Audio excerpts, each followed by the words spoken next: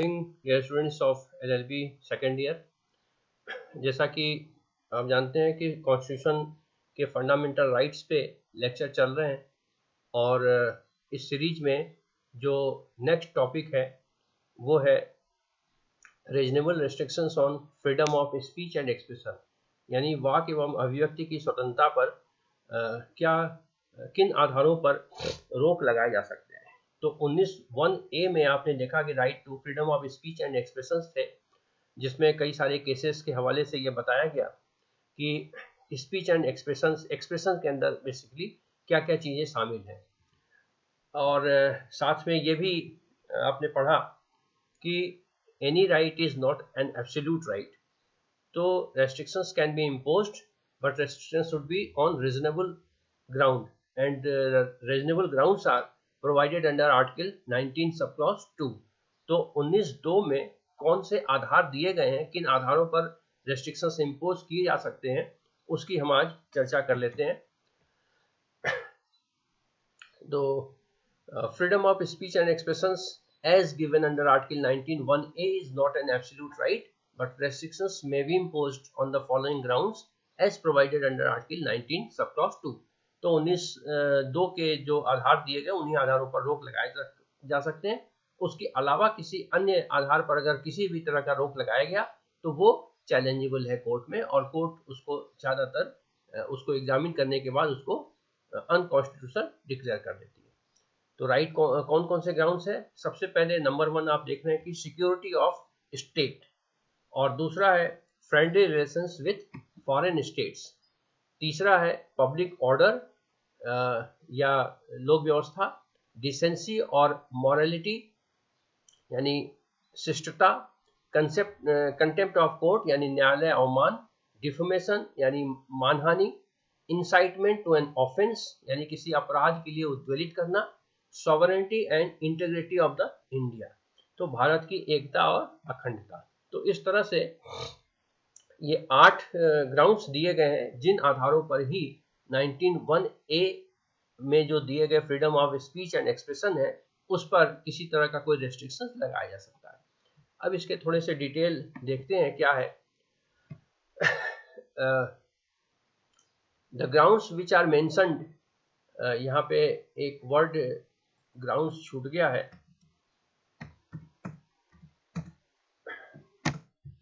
The grounds which are mentioned under Article 19 sub clause 2 are not defined under the Indian Constitution, but Supreme Court has been elaborated in various cases। तो जैसा कि आप देख रहे हैं कि ये जो 8 ग्राउंड्स दिए गए हैं जो पहले हमने बताए, उनको उसका अर्थ क्या है ये कॉन्स्टिट्यूशन में डिफाइन नहीं किया गया है। और जैसा कि आप जानते हैं कि जब भी कोई मैटर ऑफ इंटरप्रिटेशन होता है तो वो काम कौन करता है? वो काम सुप्रीम कोर्ट करती है। तो यहाँ पर भी सुप्रीम कोर्ट ने इनको डिफाइन करने का काम किया है जो अलग अलग केसेस में है। तो therefore we have to study some decided case which are as follows. तो इसलिए हमें जो कुछ केसेस है उसको स्टडी करनी होगी ताकि इन ग्राउंड्स के क्या मीनिंग है इसको हम समझ सकें। तो जो सबसे पहला है सिक्योरिटी ऑफ स्टेट, इसका अर्थ क्या है और इसमें कौन से केसेस में सुप्रीम कोर्ट ने अपनी ओपिनियन दिए। The expression security of state refers to serious and aggravated form of public disorder such as rebellion, waging war against the state instructions. तो सिक्योरिटी ऑफ स्टेट यानी राज्य के लिए खतरा, राज्य की सुरक्षा का सवाल कब पैदा होता है? ये तब पैदा होता है जबकि कोई बहुत ही गंभीर और बहुत ही खतरनाक तरीके का पब्लिक डिसऑर्डर पैदा हो जाए, यानी जनता के बीच अशांति उत्पन्न हो जाए जैसे, लेकिन ये पूरे स्टेट के लिए हो, यानी स्टेट का मतलब भारत राज्य स्टेट का मतलब यहाँ नैरो सेंस में कोई यूपी बिहार बंगाल राजस्थान नहीं, स्टेट का मतलब जो राज है, राज के खिलाफ यानी भारत के खिलाफ। अगर छोटा मोटा कोई होता है तो उसको हम दंगा में कवर करते हैं, सिक्योरिटी ऑफ स्टेट के अंतर्गत नहीं आता है। जैसे एग्जाम्पल के तौर पर अभी पिछले दिनों दिल्ली में आपने देखा कि 3-4 दिन दिल्ली जली और खूब हंगामा हुआ, लेकिन ये एक लॉ एंड ऑर्डर का मामला है, इसको हम आर्म रिवेलियन नहीं कर सकते। लेकिन 84 में जैसा सिख दंगे के दौरान इंदिरा गांधी की डेथ के बाद जो सैनिक वहां से विद्रोह करके भागे थे, वो एक तरह का आर्म रिवेलियन था। तो सबसे बड़ी चीज ये समझने की है कि सिक्योरिटी ऑफ स्टेट या राज्य की सुरक्षा को कब खतरा होता है। अगर पूरे भारत के किसी छोटे से हिस्से में कोई दंगा हो जाए, बवाल हो जाए, बलवा हो जाए, तो इसको सिक्योरिटी ऑफ स्टेट नहीं कहा जा सकता। ऐसा जो ओपिनियन है ये सुप्रीम कोर्ट ने state of Bihar versus Shailendra Devi 1952 के केस में एक्सप्लेन किया था। तो इसके आधार पर ये कह सकते हैं, thus the security of state may be endangered by crimes of violence intended to overthrow the government, waging of war and rebellion against the government, external aggression। तो इतनी चीजें हैं। पहली बात तो कोई हिंसा, क्राइम ऑफ वायलेंस हो, हिंसात्मक अपराध हो, इंटेंडेड टू ओवरथ्रो गवर्नमेंट, जो कि गवर्नमेंट को सत्ताच्युत करने के इरादे से किया गया हो, वेजिंग ऑफ वार और रिवेलियन अगेंस्ट द गवर्नमेंट, राज्य के खिलाफ, सरकार के खिलाफ कोई विद्रोह हो, विद्रोह करने के हिसाब से कोई वॉर किया जाए,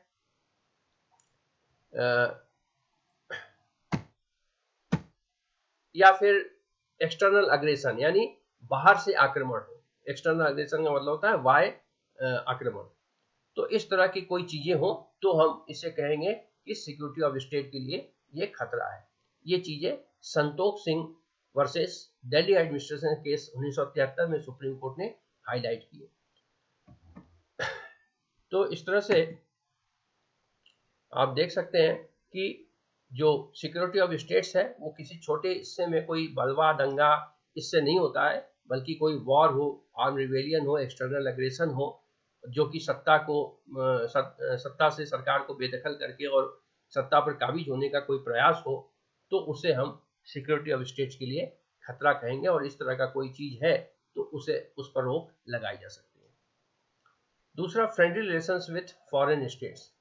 एक डेमोक्रेटिक सेटअप में जैसा कि आप जानते हैं कि फॉरेन स्टेट्स के साथ उसके रिलेशंस बड़े इंपॉर्टेंट होते हैं, और राज्य जो है ये कूटनीतिक नीति के अंतर्गत आता है कि किस राज्य से उसके कैसे बिहेवियर है और किस तरह का करना है। लेकिन अगर किसी स्टेट्स के साथ उसके फ्रेंडली रिलेशन है और पब्लिक के अंतर्गत, पब्लिक में कोई ऐसा स्टेटमेंट दिया जाता है, कोई ऐसी एक्टिविटी की जाती है जिससे कि उसके उस रिलेशन से उस रिलेशन को खराब करता हो, तो ऐसे कंडीशन में 1902 के अंतर्गत उस पर रोक लगाई जा सकती है।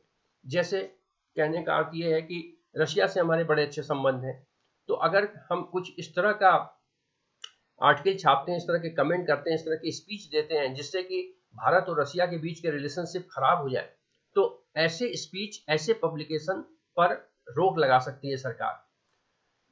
इसके डिटेल्स प्रोविजन इस तरह से है, थोड़ा सा आप देख लें कि this ground was added to article 19 sub clause 2 by constitutional first amendment act 1951। ये पहले मूल संविधान में नहीं था और 1951 में इसको जोड़ा गया। क्यों जोड़ा गया? The object behind the provision is to prohibit the understand malicious propaganda levels against a foreign state in the interest of maintaining friendly relation with them। जब भारत आजाद हुआ था उस वक्त की सिचुएशन कुछ अलग ढंग की थी, और भारत पाकिस्तान अलग होने के बाद कुछ ग्रुपिंग हो गए थे, और ग्रुपिंग के अंतर्गत बहुत सारे लोग बड़े खुल के आलोचना भी करते थे। तो इसलिए ये अमेंडमेंट लाया गया ताकि जिन स्टेट्स के साथ भारत के फ्रेंडली रिलेशनशिप हैं या हो सकते हैं, उनके खिलाफ किसी भी तरह का कोई बैड इंप्रेशन न पड़े, कोई सरकार की लाइन से अलग हटके कोई स्टेटमेंट न हो, इसलिए ये चीजें लाई गई थी।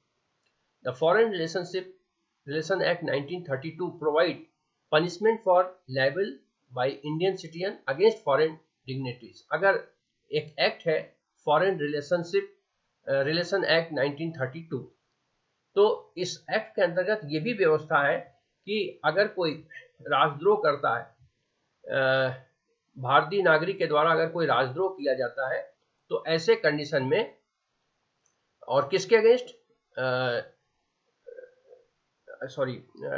अपमान किया जाता है किसका? फॉरेन डिग्नेटरीज का। जो विदेश से प्रतिनिधि आते हैं उनका अगर किसी भारतीय नागरिक के द्वारा उनका अपमान किया जाता है तो फॉरेन रिलेशनशिप एक्ट 1932 के अंतर्गत उसमें दंड का भी प्रावधान है।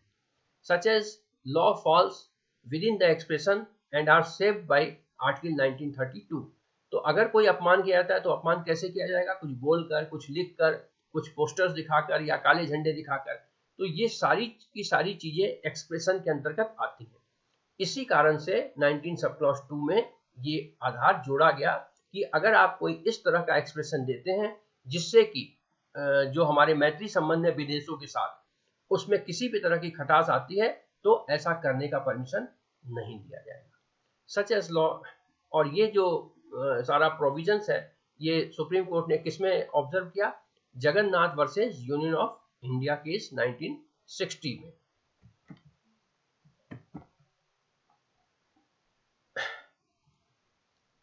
इसी तरह से तीसरा है पब्लिक ऑर्डर यानी लोक व्यवस्था। लोक व्यवस्था आप जैसा कि जानते हैं सीआरपीसी के अंतर्गत गवर्न होता है, लॉ एंड ऑर्डर का मैटर है और स्टेट के अंतर्गत आता है। लेकिन ये भी बाद में जोड़ा गया, मूल संविधान में नहीं था। ये 1951 में ये भी फर्स्ट अमेंडमेंट के माध्यम से जोड़ा गया। As equal to Romesh Thapar versus state of Madras case wherein the apex court rejected the contention that public order was covered by expression security of state। तो यहाँ पर जैसा कि अभी सिक्योरिटी ऑफ स्टेट बताते समय मैंने कहा कि पब्लिक ऑर्डर और सिक्योरिटी स्टेट अलग अलग चीजें हैं। तो रोमेश थापर के केस के बाद इन चीजों को जोड़ा गया ये अलग करने के लिए कि भाई सिक्योरिटी ऑफ स्टेट का मामला अलग है और पब्लिक ऑर्डर अलग है। अगर मान लीजिए कि अजमेर के किसी एक पर्टिकुलर, जैसा कि मैंने दिल्ली वाला एग्जांपल बताया कि पर्टिकुलर दिल्ली के वो भी एक पर्टिकुलर थाने के क्षेत्र में अगर कोई बलवा हो गया, कुछ दुकानें जला दी गई, कुछ लोग के बीच आपस में मुठभेड़ हो गई, तो इसको हम सिक्योरिटी ऑफ स्टेट नहीं कह सकते। ये एक पब्लिक ऑर्डर का मैटर है जो स्टेट गवर्नमेंट के अंतर्गत आता है, लॉ एंड ऑर्डर का मैटर आता है। तो सिक्योरिटी ऑफ स्टेट और पब्लिक ऑर्डर इसको डिफाइन करने के लिए, अलग अलग डिफाइन करने के लिए दोनों ग्राउंड अलग अलग जगह पर जोड़े गए हैं जहां की ये क्लियर किया गया है। तो ये एक लॉ एंड ऑर्डर का मैटर है। The court held that concept of public order was wider than security of state. ये सिक्योरिटी ऑफ स्टेट के मुकाबले काफी व्यापक है। पब्लिक ऑर्डर किसी भी छोटी सी चीज से हो सकता है। रोड पे कोई एक्सीडेंट हो गया और एक्सीडेंट के बाद कुछ लोग इकट्ठा हो गए और जिसने एक्सीडेंट किया बस वाले को या कार वाले को, उसको उन्होंने पीट पाट दिया और उससे माहौल टेंस हो गया, तो ये भी पब्लिक ऑर्डर डिस्टर्बेंस है। लेकिन हम इसे सिक्योरिटी ऑफ स्टेट के लिए खतरा नहीं कर सकते। दो restrictions can be imposed on utterance that have tendency to lead the disorder, but it is necessary that there must be, अगर कोई पब्लिक ऑर्डर को डिस्टर्ब होता है तो वहां पर हम क्या करते हैं, कर्फ्यू लगा देते हैं, 144 लागू कर देते हैं, किसी का घर से निकलना बंद कर देते हैं। तो ऐसे कंडीशन में लोगों के फंडामेंटल राइट तो वायलेट होते हैं, लेकिन ये फंडामेंटल राइट का वायलेशन जस्टिफाइड है अगर पब्लिक ऑर्डर को मेंटेन रखना है तो इसलिए 19 सब क्लॉज 2 में इसको जोड़ा गया। Reasonable and proper nexus relationship between restriction and public order, तो ये पिछले वाले स्लाइड की कंटिन्यूएंसी में है। दो restrictions can be imposed on utterance that have tendency to lead the disorder, but it is necessary that there must be reasonable and proper nexus or relationship between the restriction and public order। तो जो restrictions लगाए गए हैं और जो public order को maintain करने के लिए जिन बातों की आवश्यकता है उन दोनों के बीच में एक आपस में नेक्सस होना चाहिए, रिलेशनशिप होना चाहिए। ऐसा नहीं कि किसी को अनावश्यक रूप से आप जो है उसके फंडामेंटल राइट को रोक दें। जैसे मान लीजिए कि किसी रोड पर कुछ लोगों ने धरना दिया, अब धरना देने के कारण वो रोड रुक गया, अब वो रोड ब्लॉक हो गया तो एक तरह का पब्लिक डिसऑर्डर हो गया। पब्लिक डिसऑर्डर होने के कारण उस रोड को दोनों तरफ से ब्लॉक कर दिया गया कि भाई वहां से सवारी न गुजरे और ताकि उस जहां पर लोग धरना दिए हुए हैं वहां किसी तरह का कोई वायलेंस न क्रिएट हो जाए। अब जिन लोगों को आपने सड़क से जाने से रोका उसके एक तरह के फंडामेंटल राइट का वायलेशन हो रहा है, लेकिन ये वायलेशन और पब्लिक ऑर्डर को मेंटेन करने के बीच में एक नेक्सस है। लेकिन अगर धरना दिया है और उस बेसिस पर आपने पूरे क्षेत्र में कर्फ्यू लगा दिया तो ये नेक्सस जस्टिफिएबल नहीं कहा जा सकता। तो इस तरह की अलग अलग सिचुएशंस हो सकते हैं और उस सिचुएशन में कोर्ट क्या फैसला देगी ये बड़ा इंपॉर्टेंट है। एक केस है in superintendent central prison versus Ram Manohar Lohia. The supreme court struck down section 3 of UP special power act 1932. तो इस एक्ट के सेक्शन 3 को सुप्रीम कोर्ट ने स्ट्रक डाउन कर दिया, यानी एक तरह से अनकॉन्स्टिट्यूशनल डिक्लेयर कर दिया. which punished a person even if he incited a single person not to pay defer the payment of government dues. इसमें एक व्यक्ति ने केवल एक आदमी को गवर्नमेंट के जो बकाया ड्यूज है उसको देने से रोकने का प्रयास किया. इस आधार पर उसके ऊपर पब्लिक डिसऑर्डर का केस चला इस एक्ट के अंतर्गत. तो यहाँ पर सेक्शन 3 में सुप्रीम कोर्ट ने इसे अनकॉन्स्टिट्यूशनल डिक्लेयर कर दिया क्योंकि इसमें प्रॉक्सिमिटी नहीं थी. There being no proximity nexus between incitement and public order, यानी किसी एक व्यक्ति को अगर आप इंसाइट करते हैं तो उससे पब्लिक ऑर्डर डिस्टर्ब नहीं होता है. तो इसलिए ये प्रॉपर नेक्सस कोर्ट ने इसमें नहीं माना. और इस एक्ट के 1932 के एक्ट के सेक्शन 3 के अंतर्गत जो उसका कन्विक्शन किया गया था, चार्जेस लगाए गए थे, उसको अवैध घोषित किया. इसी तरह से डिसेंसी एंड मॉरलिटी, इसको मॉरलिटी नैतिकता और डिसेंसी यानी शिष्टता. तो क्या चीजें शिष्ट है और क्या चीजें इमोरल है, हालांकि ये बड़ा वेग वर्ड है और बहुत सारे जजमेंट्स पर है, ये टाइम टू टाइम चेंज भी होता है. लेकिन डिसेंसी और मॉरलिटी के आधार पर सरकार चाहे तो 19(1)(a) के एक्सप्रेशन पर, फ्रीडम ऑफ एक्सप्रेशन पर रोक लगा सकती है. अब डिसेंसी और मॉरलिटी क्या है, इसके बारे में कोर्ट के अपने ऑब्जर्वेशंस है. The word decency has come to determine in case of Ranjit versus Udeshiya, Ranjit D Udeshiya versus state of Maharashtra. इस केस में कोर्ट के सामने ये मैटर आया कि डिसेंसी क्या है, इसको डिफाइन करे.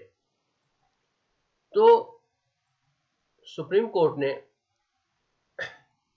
और मैटर क्या था इसमें, in this case a book seller in Bombay was prosecuted under section 292 IPC for selling and keeping the, एक बुक आती है लेडी चैटरलीज लवर. तो ये लेडी चैटरलीज लवर ये एडल्ट बुक मानी जाती है और इसको रखने और इसको बेचने के आरोप में आईपीसी के 392 में बुक सेलर को पुलिस ने अरेस्ट किया. The question as to when some utterance और पब्लिकेशन वाज इंडिसेंट और ऑब्ससीन.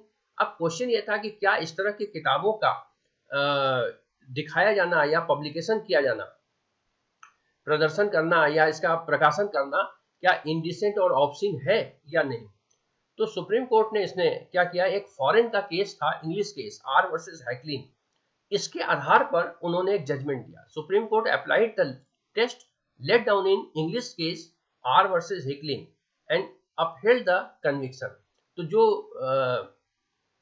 ये किया गया था, अरेस्ट किया गया था, उसको उसने एक तरह से वैलिड डिक्लेयर किया. टेस्ट क्या था, the test laid down in Hicklin case is whether the tendency of the matter charged as obscene is to deprave and corrupt those whose minds are open to such immoral influence and into whose hands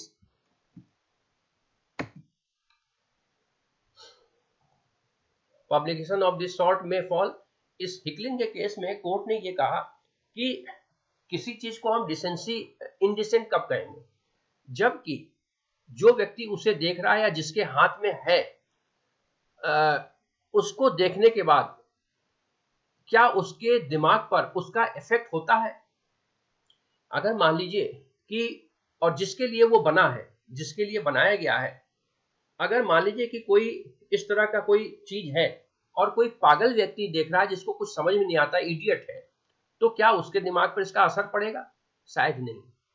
या कोई बच्चा है जो 2 साल 3 साल का है, जो कुछ भी नहीं समझता, क्या उसके दिमाग पर इसका असर पड़ेगा? शायद नहीं. लेकिन अगर वो एक 17 साल के बच्चे पर, जो अभी एडल्ट नहीं है, उसके मस्तिष्क को वो जरूर खराब कर सकता है. तो इसलिए उस कंडीशन में इंडिसेंट कहा जाएगा. लेकिन अगर एक एडल्ट है जिसके लिए ही वो बनाया गया है, उसके दिमाग पर पड़ता है, तो शायद उसे ऑप्शन नहीं कहा जाएगा. तो इस तरह की ये मैटर बहुत डिस्प्यूटेड है और टाइम टू टाइम अलग अलग चीजों को देखकर ये डिसाइड किया जा सकता है। साथ में ये भी है कि कोई भी इस तरह का जो मैटर है वो टाइम के साथ, सोसाइटी के साथ, कल्चर के साथ चेंज होता है। Thus, a matter would be obscene if it tends to produce lascivious thoughts and arouse lustful desire in the mind of substantial number of that person, that public, into whom hands the matter is likely to fall. जिसके हाथ में वो पढ़ने वाला है उसके mind को वो लस्टफुल अगर बनाता है तो उस कंडीशन में इसे ऑब्सिन कहा जा सकता है। The detail guideline as to obscenity can be observed in Director General versus DD versus Anand Patwardhan। ये केस है जिसमें ऑब्सनिटी को बहुत डिटेल में सुप्रीम कोर्ट ने उसके प्रॉपर्टीज को बताए हैं। तो अगर आपको बहुत डिटेल में जाना है तो इस केस को देख सकते हैं। The concept of decency differs from place to place, from time to time and from culture to culture. जो मैं पहले आपको बता चुका हूँ कि डिसेंसी एक ऐसी चीज है जो कि स्थान स्थान के परिवर्तन से समय समय पर और कल्चर टू कल्चर ये अलग अलग डिफर करता है। अगर यहाँ पे आपको एक फैक्ट आपको ध्यान हो तो बहुत पहले सन 50 के आसपास एक फिल्म आई थी संगम, और जिसमें एक फिल्म की जो हीरोइन थी उसका एक स्विम सूट में एक शॉट फिल्माया गया था और उसके बेसिस पर सेंसर बोर्ड ने उसको ए सर्टिफिकेट इशू कर दिया था। लेकिन आज की तारीख में जो आप फिल्म देख रहे हैं उस फिल्म में बहुत सारे, उसके मुकाबले बहुत सारे ज्यादा ऑप्शंस हैं, लेकिन आज वो ए सीन के साथ नहीं बल्कि यू सर्टिफिकेट्स के साथ जारी होता है।